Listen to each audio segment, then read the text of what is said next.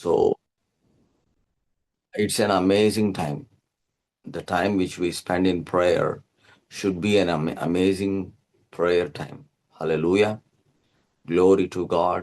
Hallelujah. చాలాసార్లు మన సొంత కార్యాలలో మనం నిమగ్నమై ఉన్నప్పుడు దేవుని కార్యాలు, దేవుని ప్రణాళిక ఏం చేయబడుతుందంటే, మన కొరకై రాయబడినటువంటి ప్రతి లేఖనము నిరర్థకము కాకుండా నిమిత్తమై పరిశుద్ధ ఆత్మదేవుడు దాన్ని మనకు జ్ఞాపకం చేస్తూ ఉంటాడు. ఈ వాగ్దానం నీ కొరకై పంపించబడింది అనే సత్యాన్ని ఆత్మదేవుడు మనకు జ్ఞాపకానికి తీసుకొని వస్తూ ఉంటాడు. అందుకే పరిశుద్ధ ఆత్మదేవుని మీద ఆధారపడుతూ ఉన్నప్పుడు సరి అయినటువంటి వాగ్దానాన్ని ఆ ప్రార్థనలో మనకు జ్ఞాపకం చేయవాడై ఉంటాడు. So we should always depend upon the Holy Ghost for the promise which has to be remembered in the prayer. So ప్రార్థనకు వాక్యం ఎంత అవసరమో దాని గురించి నేను మాట్లాడుతూ ఈరోజు ఈ ప్రార్థన జీవితానికి ప్రాముఖ్యమైనటువంటి మాట, ఒక మాటను మనం చదువుకుందాం. దానికన్నా ముందు మనం దేవుణ్ణి స్తుతిస్తాం, దేవుని నామాన్ని హెచ్చిస్తాం, దేవుని గొప్పతనాన్ని ఒకసారి కీర్తిస్తాం, అందరం కలిసి ఆయనను ఆరాధిస్తాము. ఆయన ఎంత మంచివాడు, ఎంత దయాళుడో, ఆయన కృప నిత్యం ఉంటుంది, ఆయన సత్యము తరతరములు ఉండేటువంటి ఆ కృపా కనికరమును, వాత్సల్యత, ప్రేమను బట్టి మనం దేవునిని ఘనపరుస్తాం, దేవునిని స్తుతిస్తాం, దేవుని నామాన్ని హెచ్చించి పూజిస్తాం. ఓ హల్లెలూయా. Thank you, Lord Jesus. We praise you. Bless the Lord, O my soul. Bless his holy name. Bless the Lord, O my soul. Bless his holy name. నా ప్రాణమై యెహోవాను సన్నిధించుము, నా అంతరంగమున్న సమస్తమైన పరిశుద్ధ నామమును సన్నిధించుము. నా ప్రాణమై యెహోవాను సన్నిధించుము. ఆయన చేసిన ఉపకారముల దేనిని మరువకుము. ఓ హల్లెలూయా, హల్లెలూయా. Bless the Lord, O my soul, and bless his holy name. ఆయన దోషములన్నిటినీ క్షమించువాడు, ఆయన మన సంకటములన్నిటినీ కుదుర్చువాడు. ఓ hallelujah. Thank you Jesus. Thank you Lord. Thank you lord.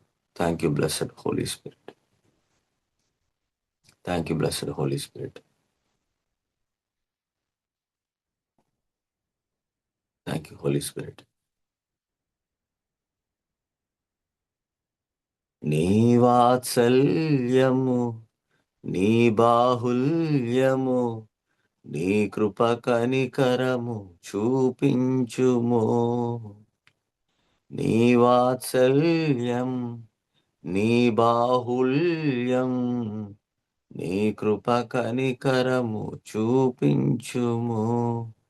ఉత్సాహ సంతోషం, నీ రక్షణానందం, ఉత్సాహ సంతోషం, నీ రక్షణానందం కలుగజేయుము నా హృదయములో, కలుగజేయుము నా హృదయములో,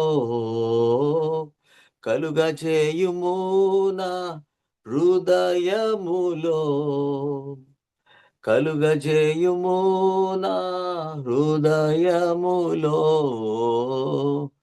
నీ సన్నిధిలో పరిశుద్ధాత్మతో నన్ను నింపుమయా. నీ సన్నిధిలో పరిశుద్ధాత్మతో నన్ను నింపుమయా. శుద్ధ హృదయం కలుగజేయుము, శుద్ధ హృదయం కలుగజేయుము నాలోనా, నాలోనా, నాలోనా, నాలోనా. ఓ యేసయ్యా, యేసయ్యా యేసయ్యా యేసయ్యా ఓ ఓ hallelujah. Thank you Lord Jesus. పరిశుద్ధాత్మ దేవా, మీరు మాకు తోడై ఉండి మమ్మల్ని నడిపిస్తున్నందుకై వదలు. మీ సర్వసత్యంలోని మమ్మల్ని నడిపించేవాడవని మీకు కృతజ్ఞతాస్తుతులు చెల్లిస్తున్నాం. మీరు మాలో ఉన్నటువంటి ఆత్మస్వరూపివి, సత్యస్వరూపివి. మా ద్వారా అనేక మందికి యేసును గూర్చినటువంటి సాక్ష్యాన్ని మీరు బోధించేవాడు. అందును బట్టి మీకు వేలాది వేల వందనాలు చెల్లిస్తున్నాం. ఓ hallelujah. Thank you Lord Jesus. Thank you blessed Holy Ghost. ప్రభువా తండ్రి, ప్రతి విధమైనటువంటి డిస్టర్బెన్స్ని యేసు నామములో లయపరుస్తున్నాం. మీరు మాకు అనుగ్రహించినటువంటి ఉన్నతమైనటువంటి స్థితి, ఆత్మలో ప్రార్థించుట, ఆత్మలో ఆరాధించుట, పరిశుద్ధాత్మ ద్వారా నడిపించబడుట,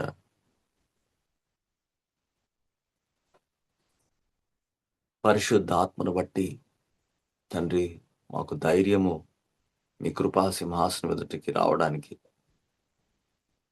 ఇన్ని మీ ఆత్మ కార్యములుగా మేము చేసే ప్రతి పనిలో ఆత్మదేవుని సహాయము ద్వారా మేము చేయడానికి సహాయం చేయండి. We thank you, Holy Ghost. We praise you, Jesus. We praise you, Lord.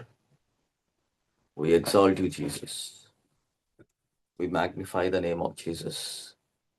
Hallelujah. Glorify the name of Jesus. Hallelujah. యేసు నామములో ఈ సమయాన్ని, ఈ ప్రార్థన సమయాన్ని మీకు అప్పగించుకొని అడిగిపోతే తండ్రి. Amen, amen, amen. Hallelujah. Hallelujah. Are you glad to be here?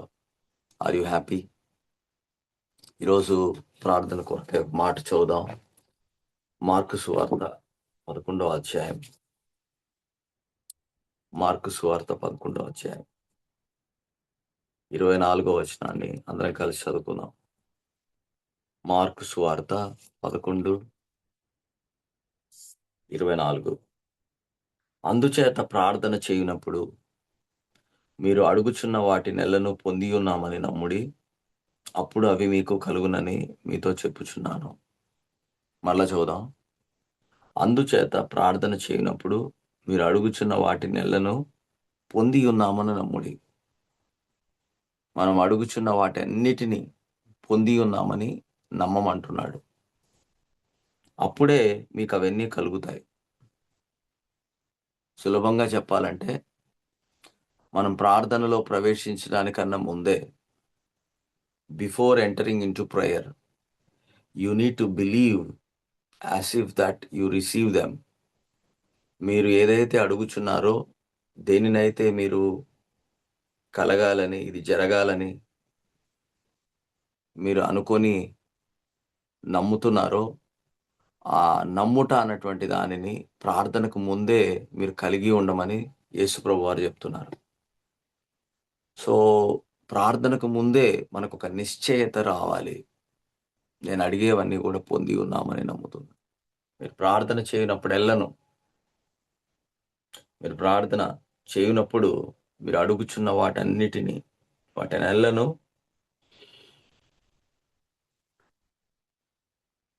పొంది ఉన్నామని నమ్ముడి. Hallelujah. Problem for a believer is, before entering into prayer, we need to have an assurance that we receive them. మరి ప్రార్థనలో ఏం చేయాలండి? ప్రార్థనలో ఏం చేయాలంటే, నువ్వు అడిగినవన్నీ పొంది ఉన్నామని నమ్మినప్పుడు దాని గురించి మీరు కృతజ్ఞత తెలియపరచాలి. So the prayer life is something that a thanksgiving modality, thanksgiving attitude లో ఉండాలని దేవుడు కోరుచున్నాడు.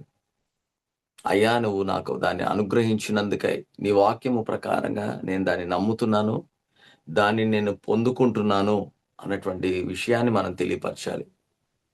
This is about the prayer that we need to whenever we are coming to God. When we come to God, we need to have such kind of understanding, and we have to pray like that. మీరు ప్రార్థన చేయనప్పుడల్లా, any time when you pray, believe that you receive them and you shall have them. Believe that you receive them and you shall have them. Believe that you receive them and you shall have them. ప్రార్థన చేయనప్పుడెల్లను మీరు అడిగినవన్నీ పొంది ఉన్నామని నమ్ముడి. Something good is going to happen today. నేను చెప్తున్నాను, దేవుని యొక్క మంచితనం ఈరోజు మీ జీవితాల్లో జరిగించబడబోతుంది. But you need to understand how to deal with un unbelief. అపనమ్మకమును ఏ విధంగా మీరు డీల్ చేయాలి. సో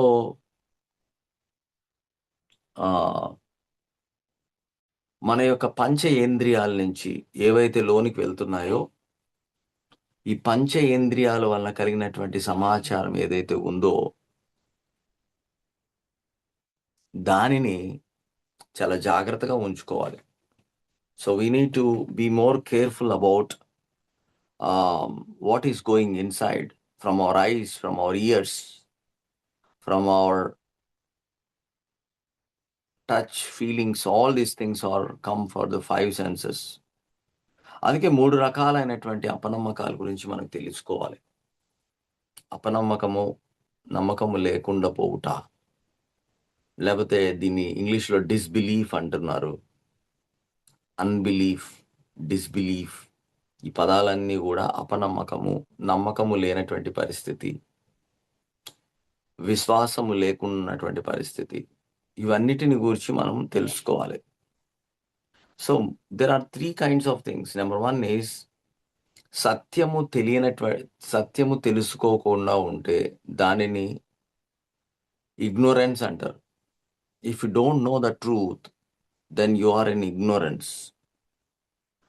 సో నువ్వు ఎలా రక్షించబడడానికి నువ్వు ఎలా రక్షించబడాలి, బాప్తిస్మం ఎందుకు తీసుకోవాలి, ఇవన్నిటిని గురించినటువంటి సత్యము మీరు తెలుసుకున్నట ద్వారా మీరు ఒక నిర్ణయానికి వచ్చి యేసుక్రీస్తు ప్రభువును పొందుకున్నారు.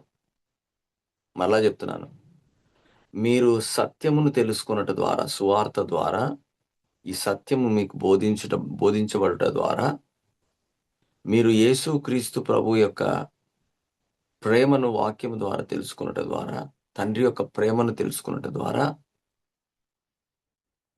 మీరు ఒక నిర్ణయానికి వచ్చారు. ఆ నిర్ణయం ద్వారా మీ నోరు, మీ హృదయం ఇన్వాల్వ్ అవుట ద్వారా. See, the mouth and your heart is involved when you are receiving something from God. ప్రార్థన చేయడానికి ముందే మన నోటిని, మన హృదయాన్ని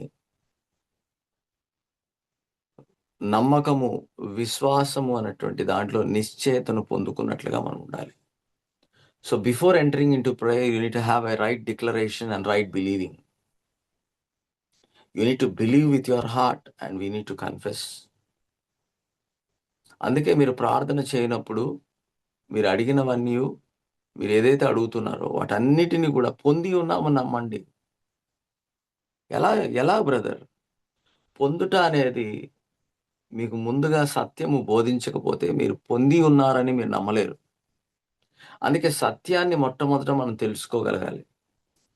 సత్యమును తెలుసుకున్నప్పుడు ఆ సత్యము మిమ్మల్ని స్వతంత్రునిగా చేస్తుంది. దేనివల్ల మనం స్వతంత్రులమై ఉన్నాము? ప్రతి బంధకము ఏదైతే దేవుని నుంచి నువ్వు పొందుకోకుండా ఏ బంధకాలైతే నీ మనస్సులో బంధించబడి ఉన్నావో అవన్నిటి నుంచి నువ్వు విడిపించబడుతున్నావు. వాటన్నిటి నుంచి నీకు విడుదల కలిగింది. విడుదల కలిగినటువంటి మనస్సు, విడుదల కలిగినటువంటి మైండ్ సెట్ మాత్రమే నీ హృదయాన్ని ఆటంకపరచకుండా నీ హృదయంలోనికి అది పొందుకోగలిగినటువంటి పరిస్థితిలో అది నీకు అనుకూలంగా ఉంచబడుతుంది. అందుకే ఇగ్నోరెన్స్ ఈజ్ సంథింగ్. ఇగ్నోరెన్స్ అంటే తెలియబడకుండా, అజ్ఞానము, జ్ఞానము లేకుండా నా జనులు నశించుచున్నారు. జ్ఞానము లేకుండా నా జనులు నశించుచున్నారు. Because lack of wisdom my people are perishing due to lack of wisdom. Lack of wisdom అనే మాటను మనం ఇక్కడ గమనించాలి. ప్రార్థన చేయనప్పుడు మీరు జ్ఞానము లేకుండా ప్రార్థించకూడదు.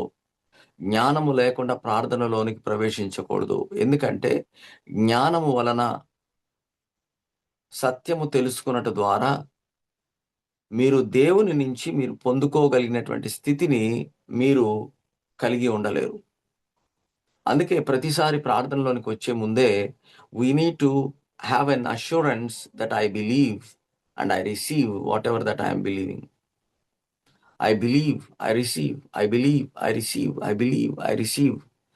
ఇదే దానిని సత్యము ద్వారా మనం తెలుసుకుంటూ రావాలి. రెండవది డిస్బిలీఫ్, అపనమ్మకత్వము. మొట్టమొదటిది ఇగ్నోరెన్స్. ఇది ప్రార్థనకు ముందు మనం సెట్ చేసుకోవాలి. ఇగ్నోరెన్స్లో ఉంటే జ్ఞానము ద్వారా నువ్వేదైతే అడుగుచున్నావో వాటన్నిటి గురించినటువంటి సత్యము నీకు బోధించబడాలి. ఆ సత్యము ద్వారా నువ్వు స్వతంత్రుడనవై ప్రార్థనలోనికి వెళ్ళినప్పుడే నువ్వు పొందుకొని ఉన్నామని నమ్మాలి. ఫర్ ఎగ్జాంపుల్, మీ శరీరంలో అస్వస్థత ఉంది, మీ శరీరంలో అనారోగ్యం ఉందనుకోండి. దాని గురించి మీరు ప్రార్థించాలి. ఏమని ప్రార్థిస్తారు? అయ్యా నాకు ఆరోగ్యం ఇవ్వు, అయ్యా నన్ను స్వస్థపరచు, అయ్యా ఈ రోగము తీసివేయి, ఇలాగ ప్రార్థన చేద్దాం అనుకుంటున్నారా? కానీ ప్రభువు వాక్యంలో ఏం చెప్తున్నాడంటే, అసలు మీరు స్వస్థత పొందినట్లుగా మీరు స్వస్థత పొంది ఉన్నారా లేదా, ఆ స్వస్థత ఎప్పుడు కలిగింది అనేటువంటి సత్యము మీరు తెలుసుకొని ప్రార్థనలోనికి రమ్మంటున్నాడు. సో బైబిల్లో అస్వస్థత, అనారోగ్యము, రోగము గురించి దేవుని యొక్క వైఖరి ఏమై ఉన్నది అని మనకు తెలియపరచబడినప్పుడు, ఆయన పొందిన గాయముల ద్వారా నేను స్వస్థత పొందాను. ఎందుకు అంటే వాక్యంలో ఏం చెప్పబడిందంటే, మీరు ఆయన పొందిన గాయముల ద్వారా స్వస్థత నొందితిరి. ఆయన పొందిన గాయముల ద్వారా మీరేం చేయబడ్డారంట? స్వస్థత నొందితిరి. మీరు స్వస్థత పొందుకున్నారు. ఆయన పొందిన గాయముల ద్వారా మీరు స్వస్థత పొందుకున్నారు. మరి స్వస్థత పొందుకున్నప్పుడు నేను దాని గురించి ప్రార్థించాలా? నాకు నిశ్చయిత కలిగింది నా హృదయంలో. నేను స్వస్థత పొందుకున్నాను. ఇప్పుడు నేను దేవుని దగ్గరకొచ్చినప్పుడు, దేవా నీ వాక్యములో నువ్వు ఇలా సెలవిచ్చావు. ఏమని చెప్పావు? 1 పేతురు 2:24 ప్రకారము, మీరు పొందిన గాయముల ద్వారా నేను స్వస్థత పొందాను అనేటువంటి వాగ్దానాన్ని నేను కలిగి ఉన్నాను. ఇప్పుడు నేను ఎటువంటి అపనమ్మకము, ఎటువంటి అవిశ్వాసం నాలో లేదు. ఎందుకంటే నీ వాక్యంలో ఇది చెప్పావు, నేను నమ్ముతున్నాను. ఇదే ప్రార్థనలో మనము ముఖ్యంగా ప్రార్థనలో దేవుని దగ్గరకొచ్చినప్పుడు, ఆయన ఉన్నాడనియు, తన్ను వెదుకు వారికి ఆయన ఫలము దయచేయువాడనియు నమ్మవలెను కదా! ఆయన ఉన్నాడు తన్ను వెదుకువానికి. ఇప్పుడు నేను వెతుకుతున్నాను ప్రార్థనలో. అర్థమైందా? ఆయన ఉన్నాడని నమ్మాను. ఆయన మాట సత్యము. ఆయన వాగ్దానము సత్యము. ఇప్పుడు ఆయన ఉన్నాడని నమ్మినప్పుడు తన్ను వెదుకు వారికి ఈ దేవునిని నేను వెదుకుతూ ఉన్నాను ఇప్పుడు ప్రార్థనలో. So prayer is something that you are seeking God, that you already know that God has met all your needs according to the riches of his glory in Christ Jesus. You already know that by Jesus' stripes you are healed. But now you are seeking God for the fruit that is going to manifest through your life. So ఇది ప్రాముఖ్యమైనటువంటి మాట. So disbelief అనేది రెండవది. ఇదేంటంటే తప్పుడు బోధ నుంచి కలిగేటువంటిది disbelief, wrong teaching. So ఇంతవరకు మీరు సరైనటువంటి బోధను వినకపోతే దాని వలన కూడా మీరు అపనమ్మకములో ఉండగలరు. అపనమ్మకము చాలా dangerous. You need to set right before entering into prayer. ప్రార్థనలో మీరు ప్రవేశించడానికన్నా ముందే ఈ అపనమ్మకము గురించినటువంటి ప్రాబ్లంని ముందుగానే మనం డీల్ చేసుకోవాలి. సో మొట్టమొదటిది ఇగ్నోరెన్స్, జ్ఞానము లేకుండా ఉండుట. దానికి కావాల్సింది ఏంటంటే సత్యము బోధించబడి ఆ సత్యం దగ్గరికి మనం వచ్చి సత్యమును తెలుసుకున్నప్పుడు మనం అజ్ఞానుల వలె కాకుండా జ్ఞానము కలిగి ప్రార్థనలోనికి ప్రవేశిస్తాం. రెండవది డిస్బిలీఫ్, అపనమ్మకము. ఈ అపనమ్మకము సరైనటువంటి బోధ, సరైనటువంటి వాక్యాన్ని వినని కారణాన్ని బట్టి అపనమ్మకము మనలో ప్రవేశిస్తూ ఉంటుంది. అందుకే సరైనటువంటి బోధను మనం వినాలి. సరైనటువంటి వాక్యమును మనం అర్థం చేసుకోవాలి. మూడవది natural unbelief. So, natural unbelief is సహజ సిద్ధమైనటువంటి వాతావరణం గురించి, సహజ సిద్ధంగా నువ్వు అనేకమైనటువంటి అనుభవాల ద్వారా నువ్వు ఒక దాని మీద ఆధారపడుతూ ప్రార్థనలోనికి ప్రవేశించకూడదు. ఉదాహరణకు లాస్ట్ టైమ్ నువ్వు ఇలా చేశావు గాబట్టి ఇప్పుడు గూడా చేస్తావు అనే అనుభవం ద్వారా నువ్వు ప్రవేశించకూడదు. లాస్ట్ టైమ్ నువ్వు అలా చేశావు. Yes, that is the one kind of uh, prayer get answered last time, but this time God is going to do in another way, another direction. ప్రతిసారి దేవుడు ఒకే డైరెక్షన్ లో నీ ప్రార్థనకు జవాబుని ఇవ్వకపోవచ్చు. ఒకే టైప్ లో, ఒకే కేటగరైజ్డ్ గా నువ్వు దేవునిని ఇలాగనే ఇస్తాడు, ఇలాగనే చేస్తాడు అన్నటువంటి కేటగరైజేషన్ లేకి రాకూడదు. సో అది న్యాచురల్ వే ఆఫ్ థింకింగ్. అందుకే న్యాచురల్ అన్బిలీఫ్, న్యాచురల్ సహజ సిద్ధమైనటువంటి అపనమ్మకం. What you see with experiencing, what you see and what you experience, that does not help you out.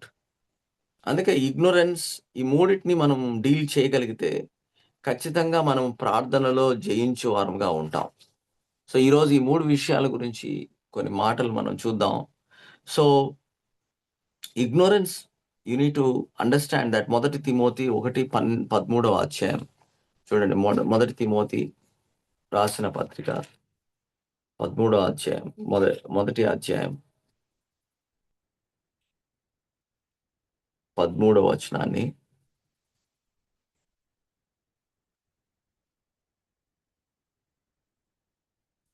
13 వచనం నేను చదువుతాను, వినండి. పూర్వము దూషకుడును, హింసకుడును, హానికరుడైన నన్ను తన పరిచర్యకు నియమించి నమ్మకమైన వానిగా ఎంచినందుకు నన్ను బలపరిచిన మన ప్రభువైన యేసుక్రీస్తునకు కృతజ్ఞుడనై ఉన్నాను. తెలియక అవిశ్వాసం వలన చేసితిని గనుక కనికరించబడితిని. Who was before a blasphemer and persecutor and injurious, but I obtained mercy because I did it ignorantly in unbelief. Ignorantly in unbelief. So తెలియక చేశాను నేను. తెలియక అవిశ్వాసము వలన దాన్ని ఏం చేశానంట? చేసి తిని గనక కనికరింపబడి తిని. తెలియక మీన్స్ ఇగ్నోరెన్స్. తెలియక అవిశ్వాసము.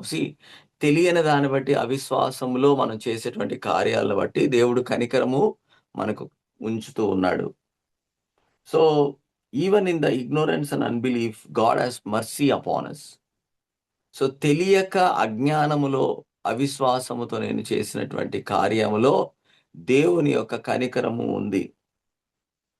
యోహాను సువార్త 12వ అధ్యాయం 31, 32 వచనాలు.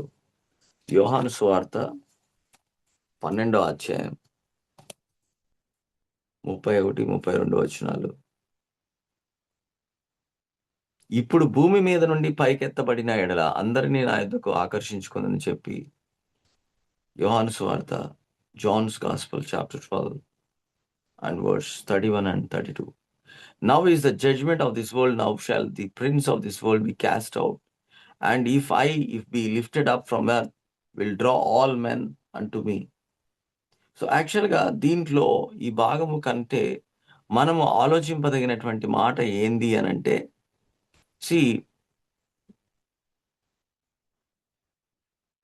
36వ వచనంలో, మీరు వెలుగు సంబంధులగునట్లు మీకు వెలుగు ఉండగానే వెలుగునందు విశ్వాసం ఉంచుడని వారితో చెప్పెను. వెలుగు ఉండగానే వెలుగునందు విశ్వాసము. సో మనము వెలుగునందు రాకుండా విశ్వాసం అనేది మొదలవదు. వెలుగు means revolution of the world. వాక్యం అనేటువంటి ప్రత్యక్షత ద్వారా మన అజ్ఞానాన్ని, ఇగ్నోరెన్స్ ను తొలగించుకొని విశ్వాసము ద్వారా ఆయన దగ్గరికి రమ్మంటున్నాడు. సో 36వ వచనం మనకి ఇక్కడ చాలా important. So 36th verse is very important. మీరు వెలుగు సంబంధులగునట్లు.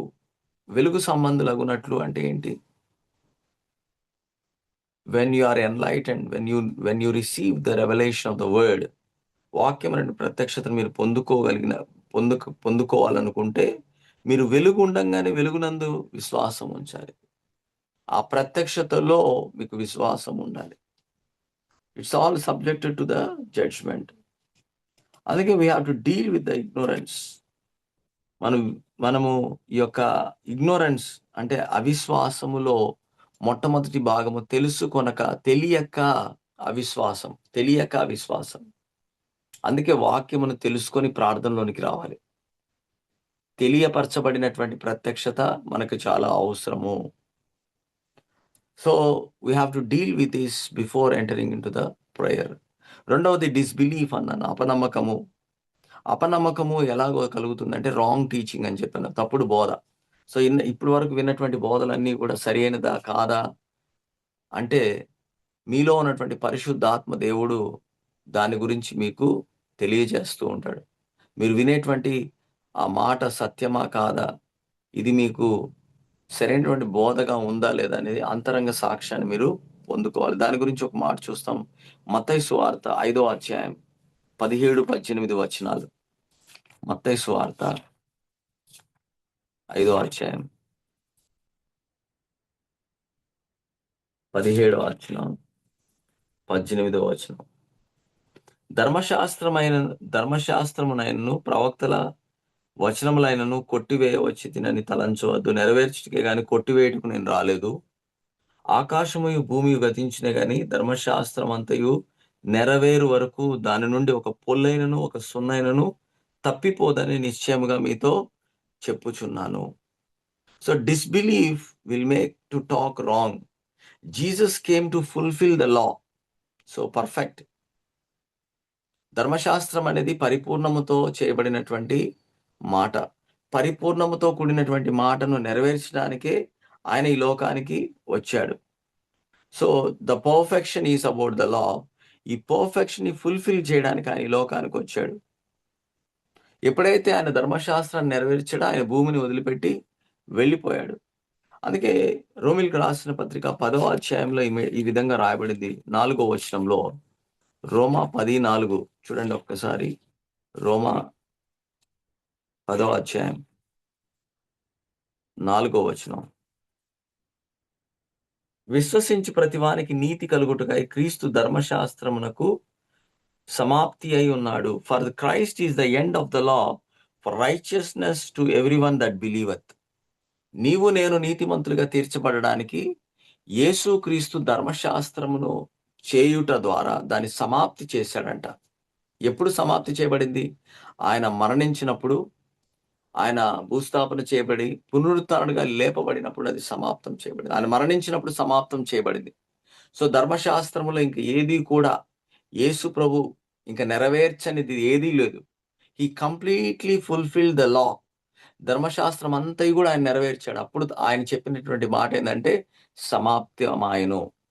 సమాప్తమాయను అంటే ఏంటి అర్థము?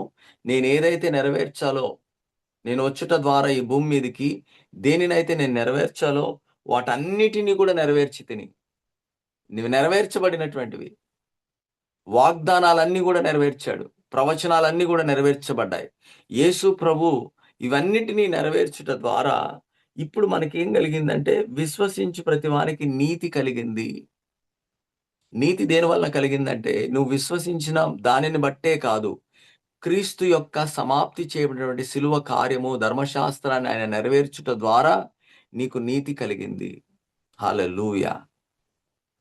నువ్వు నీతిమంతుడుగా ఎందుకు ఎంచబడుతున్నావు అంటే ఆయన సిలువ కార్యమును బట్టి, ఆయన ధర్మశాస్త్రమునంతయు సమాప్తము చేశాడు కాబట్టి నువ్వు నీతిమంతుడిగా తీర్చావు. అందుకే నీతిమంతుని యొక్క ప్రార్థన అనేది చాలా బలమైనటువంటి ప్రార్థన.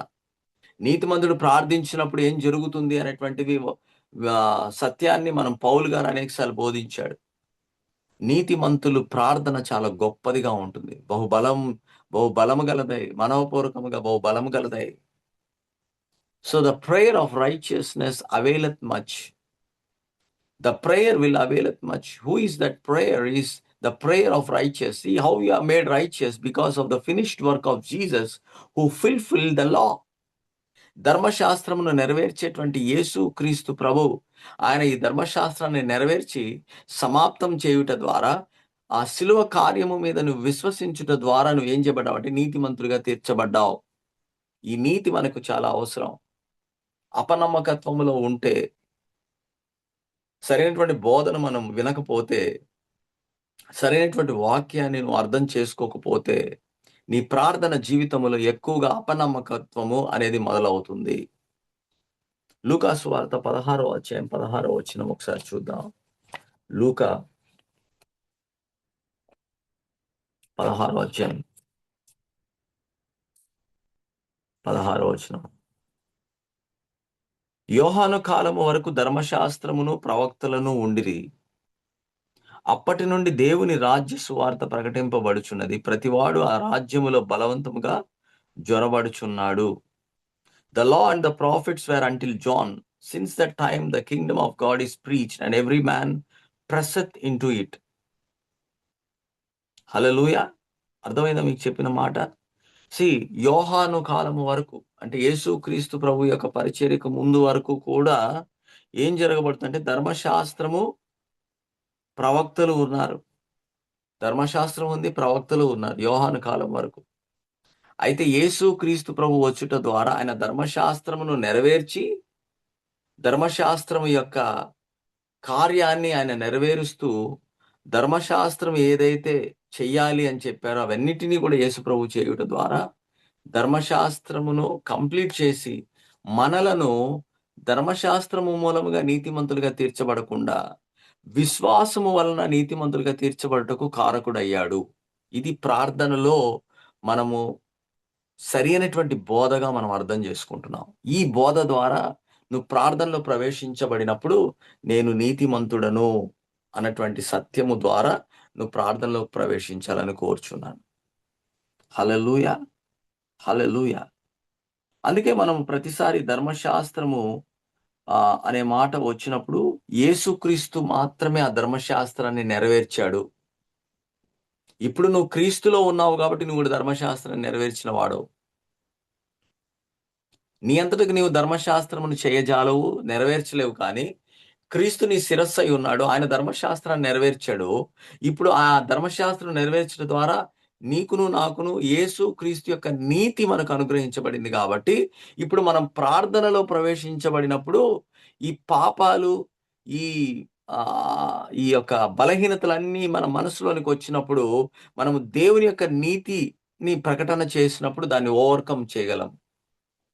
అందుకే we need to set right ourselves that we are the righteousness of God in Christ Jesus.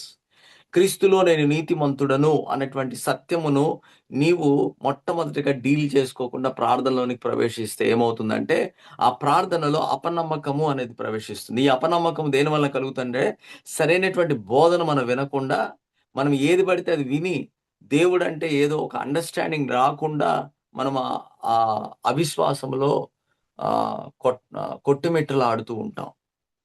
That is why we need to understand. అందుకే రక్షించబడడానికి ధర్మశాస్త్రం అవసరం లేదు. రక్షణకు ధర్మశాస్త్రం అవసరం అండి? నువ్వు తిరిగి జన్మించడానికి, నూతన సృష్టిగా చేయబడడానికి ధర్మశాస్త్రం ఏమాత్రం అవసరం లేదు. ధర్మశాస్త్ర విధిని నెరవేర్చినటువంటి యేసు క్రీస్తు ప్రభు యొక్క శిలువ మరణాన్ని మీద విశ్వసిస్తే చాలు, నువ్వు రక్షించబడతావు. చూడండి ఒక మాట, మత్తయి సువార్త 7వ అధ్యాయం 12వ వచనం. మత్తయి సువార్త 7:12. హల్లెలూయా. కావున మనుషులు మీకు ఏమి చేయవలనని మీరు కోరుదురో అలాగనే మీరు వారికి చేయుడి. ఇది ధర్మశాస్త్రమును ప్రవక్తల ఉపదేశమునై ఉన్నది. ధర్మశాస్త్రం అంటే ఏంటి? మీకు మనుషులు ఏం చేయాలనుకుంటారో దాన్ని చేయండి. Tit for tat. That is called the law. పంటికి పన్ను, కంటికి కన్ను, చెంపకు చెంప, దెబ్బకు దెబ్బ, ఇవన్నీ ధర్మశాస్త్రంలో ఉన్నటువంటి భాగాలు. అయితే యేసు ప్రభు దాన్ని ఇక ఏమాత్రం ఉంచలేదు. మీరు ఇతరులు ఏదైతే చేస్తారో దానిని బట్టి మీరు చేయడానికి ప్రయత్నించకండి, అది ధర్మశాస్త్రం. కాబట్టి మీరు ధర్మశాస్త్రంను ఓవర్కమ్ చేయబడ్డారు, ధర్మశాస్త్రంను అధిగమించారు. ధర్మశాస్త్రము ద్వారా మనము దేవుని నీతిని మనం నెరవేర్చలేము. అందుకే యేసుక్రీస్తు ప్రభు మాత్రమే ధర్మశాస్త్రాన్ని నెరవేర్చిన వాడు అని మనం గుర్తెరగాలి. అందుకే మత్తయి 11:13లో ఈ విధంగా రాయబడింది. యోహాను కాలం వరకు ప్రవక్తలందరూ ప్రవచించుచు వచ్చిరి. ధర్మశాస్త్రము సహా ప్రవచించుచుండెను. ధర్మశాస్త్రం గూడా యోహాను కాలం వరకు ప్రవచనమే. కానీ ప్రవచనం యొక్క నెరవేర్పు ఎప్పుడు కలిగిందంటే, యేసుక్రీస్తు ప్రభువు వచ్చుట ద్వారా ధర్మశాస్త్రం దేని గురించైతే ప్రవచించిందో, ఆ ప్రవచనాన్ని యేసుక్రీస్తు ప్రభువు ద్వారా, యేసుక్రీస్తు ప్రభువులో అది నెరవేర్చబడింది. So that is called a disbelief. If you don't believe the right teaching, right అండర్‌స్టాండింగ్‌తో మనము ప్రార్థనలోనికి రానప్పుడు, అది అపనమ్మకంలోనికి నడిపిస్తుంది. ఈ అపనమ్మకము అనేది చాలా డేంజరస్ అన్నమాట. సో ఎగ్జాంపుల్, శారా కృప ద్వారా దేవుని మీద ఆధారపడింది. హాగరు ధర్మశాస్త్రమును బట్టి సొంతగా ప్రదర్శించుకొని, సొంతంగా నిర్ణయం తీసుకునింది. సో హాగరు యొక్క ఫలము, శారా యొక్క ఫలములో వ్యత్యాసం ఉంది. శారా యొక్క ఫలములో ఆహ్, వాగ్దానము నెరవేర్పుంది. హాగరు యొక్క ఫలములో ధర్మశాస్త్రం ఉంది. అందుకే ఈ రోజుకు కూడా ఇష్మాయేలీయులు వారు పంటికి పన్ను, కంటికి కన్ను, వయలెన్స్ అనేటువంటి మాటతోనే నడుస్తుంది. అయితే శారా యొక్క ఫలంలో కృపను దేవుడు తీసుకొచ్చాడు. కృపను బెట్టాడు. So natural unbelief is something that we need to deal with before entering into prayer. 2 చూసాం మనం. ఇగ్నోరెన్స్, తెలియబడకుండా అవిశ్వాసములో ఉండుట.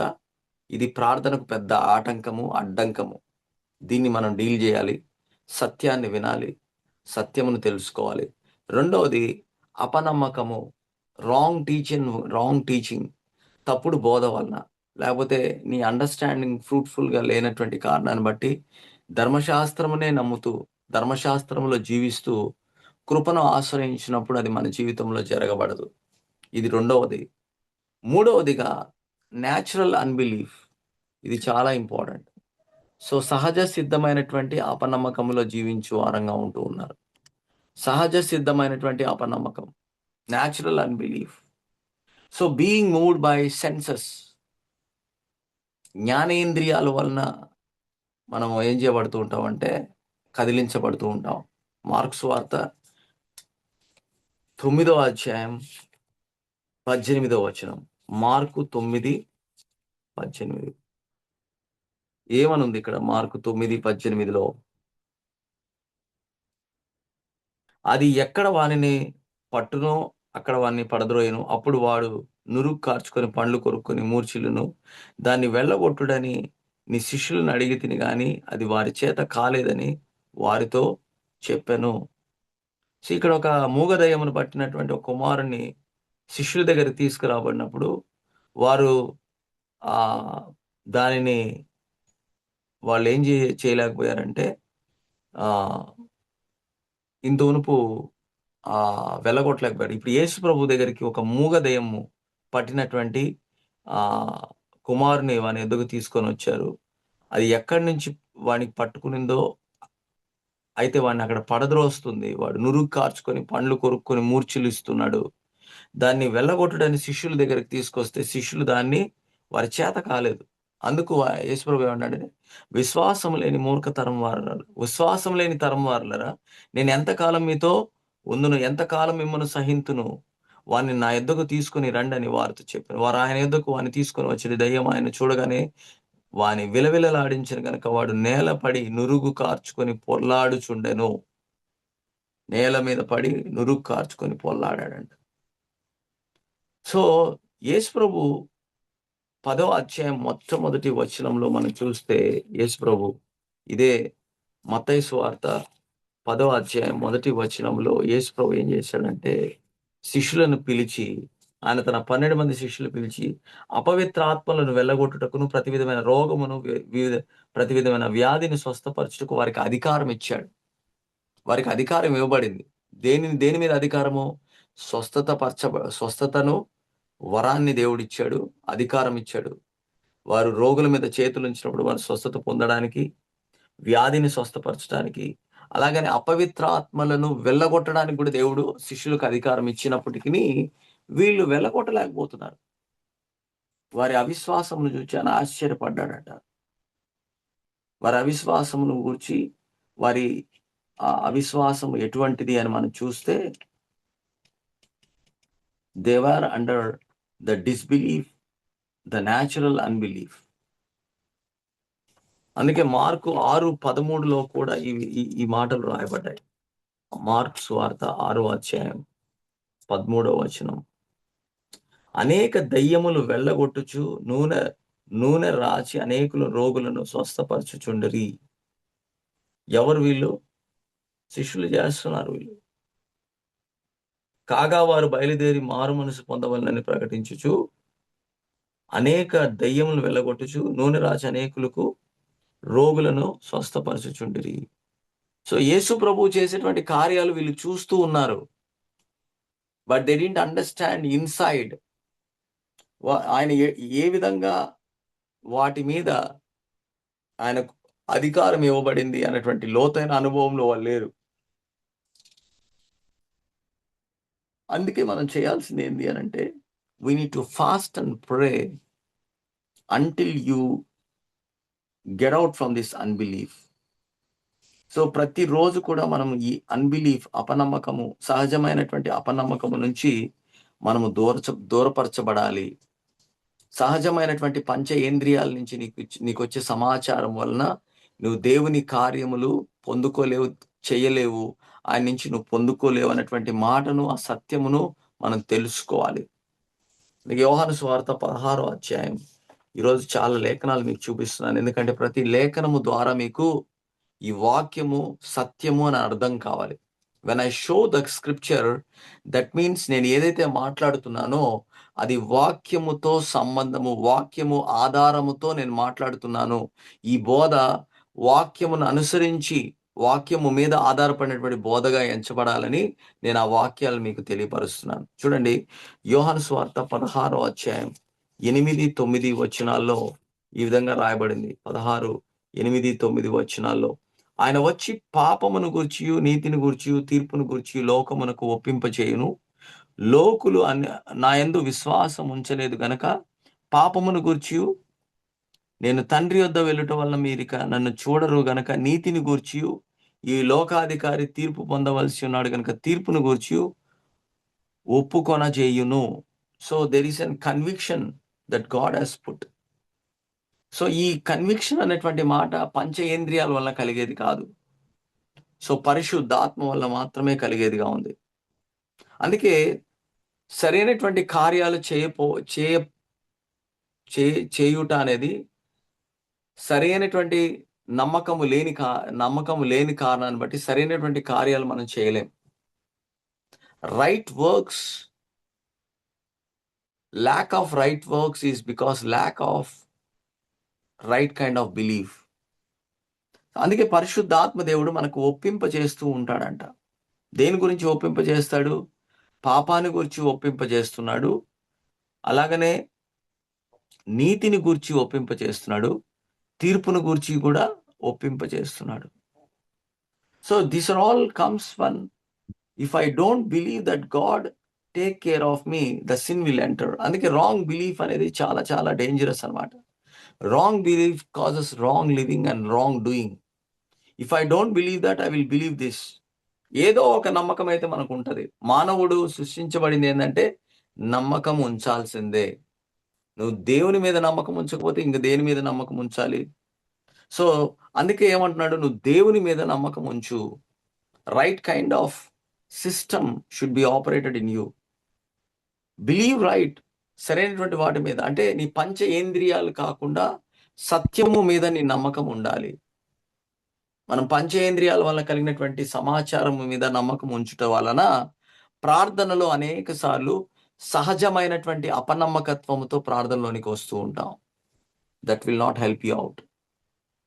హెబ్రీయులకు రాసిన పత్రిక 4:15వ వచనంలో ఈ ఒక్క మాట చూస్తాం. Hebrews chapter 4 and verse 15. మన ప్రధాన యాజకుడు మన బలహీనతల యందు మనతో సహానుభావం లేనివాడు కాడు గాని సమస్త విషయంలోనూ మన వలె శోధింపబడినను ఆయన పాపము లేనివాడుగా ఉండెను. మనము కనికరింపబడి సమయోచితమైన సహాయము కొరకు కృప పొందునట్లు ధైర్యముతో కృపాసనమునొద్దకు చేరుదుము. ధైర్యముతో కృపాసనమునొద్దకు చేరుతూ ఉన్నాం. ఎందుకు అంటే because of the holy ghost, because of the grace, throne of grace, because he convicts అస్.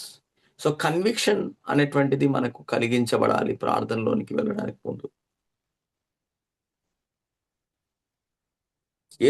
దేవుడు ఏం చెప్పాడంటే నువ్వు దేవుని కుమారుడువు అంటే, సాతాను ఏం చెప్పాడంటే నువ్వు దేవుని కుమారుడువా అన్నాడు. అలాగనే నేను నీతిమంతుడను అని దేవుడు చెప్తే సైతానొచ్చి నువ్వు నీతిమంతుడువా అని ప్రశ్న వేస్తాడు. అర్థమైందా నేను చెప్పింది? సో దేవుడు ఏం చెప్తున్నాడంటే నువ్వు నీతిమంతుడివి. ఇది దేని వల్ల కలిగిందంటే వాక్యం అనేటువంటి ప్రత్యక్షత ద్వారా నువ్వు కనుగొన్నావు, నువ్వు నీతిమంతుడివి. ఇది బోధ. కానీ చాలామంది విశ్వాసులు వారి నీతిమంతులు అనేటువంటి సత్యము మీద నిశ్చయత లేని కారణాన్ని బట్టి వారి ప్రార్థనలో సమయోచితమైన సహాయము కొరకు కృప పొందడానికి, ఆ కృపా సింహాసనం ఎదుటానికి రాగడగడానికి కలిగిన ధైర్యము లేకుండా వారు దూరపరచబడుతున్నారు. అందుకే ప్రార్థనకు దూరంగా ఉంచబడుతున్నారు. They are not they are not able to enter into the prayer life. Hallelujah! So అందుకే don't let unbelief stop you. So the first weapon that Satan uses is the unbelief. Recognise the unbelief. అందుకే దాని కొరకే మనం ప్రార్థన చెయ్యాలి. ఎలా ప్రార్థించాలి? అన్‌బిలీఫ్‌ని overcome చేయాలి అనంటే నీ పంచేంద్రియాల నుంచి కలిగేటువంటి సమాచారం వల్ల కలిగే అపనమ్మకాన్ని నువ్వు అధిగమించాలి అంటే ఆత్మలో ప్రార్థన చెయ్యాలి. నువ్వు ఆత్మలో ప్రార్థన చేయడం నేర్చుకోవాలి. The more you pray in the spirit, the more you can overcome the unbelief. So 3 విషయాలను మనం ప్రార్థనలోనికి వెళ్ళడానికన్నా ముందే డీల్ చేయాలి. నంబర్ 1 ఈస్ ఇగ్నోరెన్స్, అజ్ఞానము, తెలుసుకొనక అవిశ్వాసములో ఉంచబడుట. రెండవది అపనమ్మకము. ఈ అపనమ్మకము సరైనటువంటి బోధను వినకుండా, సరైనటువంటి వాక్య ఆధారము లేనటువంటి స్థితిలో మనల్ని మనము ఉంచబడితే ధర్మశాస్త్రం వలన మనము దేవుని యొక్క నీతిని, దేవుని యొక్క కార్యాలను జరిగించలేము. ఎందుకంటే ధర్మశాస్త్రం ఎవడు కూడా ఏ మానవుడు చేయలేడు. కేవలం యేసుక్రీస్తు ప్రభువు మాత్రమే ఆయన ధర్మశాస్త్రాన్ని నెరవేర్చాడు. ఆయన శిలువ కార్యం మీద విశ్వాసం ఉంచిన మనము కూడా ధర్మశాస్త్రం నెరవేర్చిన వారముగా ఎంచబడుతున్నాం. అంతేగాని నీ సొంతంగా నువ్వు ఏది కూడా చేయలేవు. అందుకే కంటికి కన్ను, పంటికి పన్ను, దెబ్బకు దెబ్బ ఇవన్నీ కూడా ధర్మశాస్త్ర సంబంధమైనవి. వీటిని బట్టి మనకి ఎటువంటి ఆహ్, ప్రయోజనం ఉండదు. మూడవది సహజమైనటువంటి అపనమ్మకము. ఇది పంచేంద్రియాల వల్ల కలిగేటువంటి పరిస్థితి.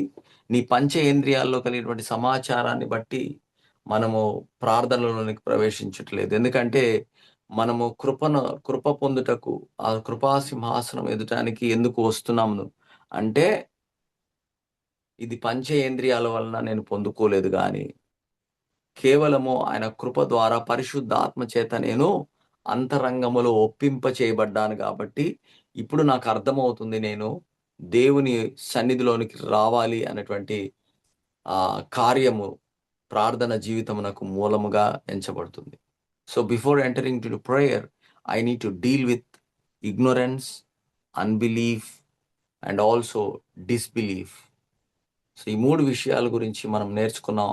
అందుకే మీరు ప్రార్థన చేయనప్పుడెల్లను మీరు అడిగినవన్నీ పొంది ఉన్నామని నమ్ముడి.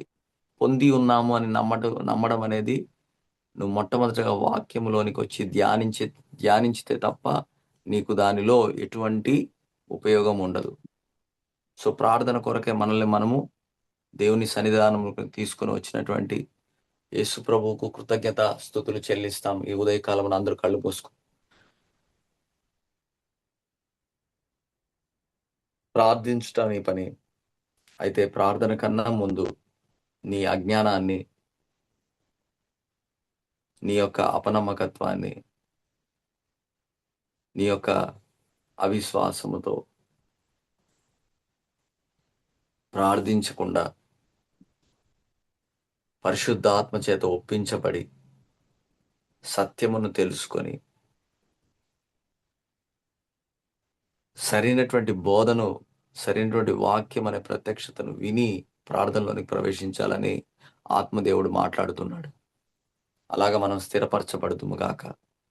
ప్రార్థన చేసుకుందాం. మహాపరిశుద్ధుడైన ప్రేమ కలిగిన పరలోకపు తండ్రి, యేసు నామంలో ఈ ఉదయకాలమని మీరు మాతో మాట్లాడినటువంటి మీ వాక్యాన్ని బట్టి వందనాలు. మేము అజ్ఞానుల వలె కాక తెలియకుండా అవిశ్వాసం వలన చాలా వరకు పోగొట్టుకున్నాం. మా ప్రార్థన జీవితంలో మేము అడిగినవన్నీ కూడా పొందుకోలేనటువంటి పరిస్థితిలో ఉన్నాం. అయితే మీరు మాకు మీ వాక్యము ద్వారా మీరు మాతో మాట్లాడినందుకే వందనాలు. అలాగనే మేమింకను ధర్మశాస్త్ర సంబంధముగా దానిని ఆచరించాలని, దాన్ని చేయువారముగా ఆలోచన చేస్తున్నాం. మేము చేయగలము అని మా స్వంత నీతి మీద ఆధారపడుతూ ఉన్నాం. మా సొంత భక్తి, సొంత నీతి ఇవేవి కూడా ప్రార్థన జీవితానికి క్షమాభివృద్ధి ఉండదని మీరు తెలియపరిచారు. మీరొక్కరు మాత్రమే ధర్మశాస్త్రమును చేయగలిగినటువంటి వ్యక్తివి. మీరు చేశారు. మీ శిలువ కార్యము ద్వారా మేము విశ్వసించుట ద్వారా మేము కూడా చేయగలిగామని నమ్ముతూ మీకు కృతజ్ఞతాస్తుతులు చెల్లిస్తున్నాం. అలాగనే ప్రభువా, మా సహజ సిద్ధమైనటువంటి అపనమ్మకత్వము నుంచి ఈ పంచేంద్రియాల ద్వారా కలిగినటువంటి సమాచారం మీద మేము దృష్టి పెట్టకుండా తండ్రి మీ వాగ్దానమును, మీ మాట మీద మాకు నమ్మకాన్ని, మీ ప్రత్యక్షత మీద మా నమ్మకాన్ని, మీ ఆత్మ యొక్క సంచారము ద్వారా, ఆత్మ ద్వారా వెలిగించబడినటువంటి మేము ఆత్మీయమైనటువంటి సంగతులను గూర్చి బోధించుట ద్వారా మాకు ఆ విశ్వాసాన్ని గూర్చి మేము నీతిమంతులము అని మమ్మల్ని తీర్పు తీర్చి, ఆ నీతి ద్వారా మిమ్మల్ని మేము కనుగొని మీ ముఖదర్శనం చేసుకొని ప్రార్థన జీవితంలో కొనసాగించబడడానికి మీరు మమ్మల్ని ఎన్నిక చేసిన దేవా మీకు స్తోత్రాలు. కూడి వచ్చిన ప్రతి బిడ్డలో మీ కార్యమును జరిగించినందుకే వందనములు. తిరిగి మేము కలుసుకొని పర్యంతరము ఈ వాక్యముల ద్వారా మేము మనన చేసుకొని ధ్యానించడానికి మీ కృపను అనుగ్రహించు. యేసు నామములో ప్రార్థిస్తున్నాము తండ్రి, ఆమేన్. మన ప్రభువైన యేసుక్రీస్తు యొక్క కృప, పరమతనైన దేవుని యొక్క ప్రేమ, పరిశుద్ధ ఆత్మ యొక్క అన్యోన్య సహవాసం మనతోనూ సకల పరిశుద్ధులతో ఇప్పుడు ఎల్లప్పుడూ సదాకాలం తోడై ఉండి నడిపించును గాక. ఆమెన్. Praise the lord. దయచేసి జ్ఞాపకం ఉంచుకోండి, ఈ వాక్యాలు ఏవైతే నేను చెప్పానో మీరు రాసుకొని దాన్ని ధ్యానించాలని నేను ఎంతగానో కోరుచున్నాను. ఎందుకంటే ప్రార్థన జీవితం అనేది చాలా అవసరము. ప్రార్థన చేయకపోతే మనం శక్తి లేనటువంటి వారంగా ఉంచబడతాం. మనము పరిపూర్ణము చేయబడాలి ఆత్మీయంగా అంటే ప్రార్థన జీవితము చాలా వరకు మనకు చాలా అవసరమై ఉన్నది. దేవుడు మిమ్మల్ని పరిపూర్ణం చేయడానికి పిలిచాడు. క్రీస్తులో మీరు పరిపూర్ణంగా చేయబడటం ద్వారా మీరు ఆయన మహిమను ప్రజ్వలింపచేయువారుగా ఉంటారు. కాబట్టి రేపటి దినం ఉదయం 5 గంటలకు మనం కూడి వస్తాం. ప్రార్థన సహవాసమునకు ఇతరులు కూడా మీరు ఆహ్వానించండి. ఇతరులకు ఈ లింక్ను షేర్ చేయండి. అనేక మంది కూడా వారు ఆశీర్వదించబడడానికి కారణముగా మీరు ఉంచబడతారు. దేవుడు మిమ్మును మీ కుటుంబాలను ఆశీర్వదించి దీవించును గాక. ఆమేన్.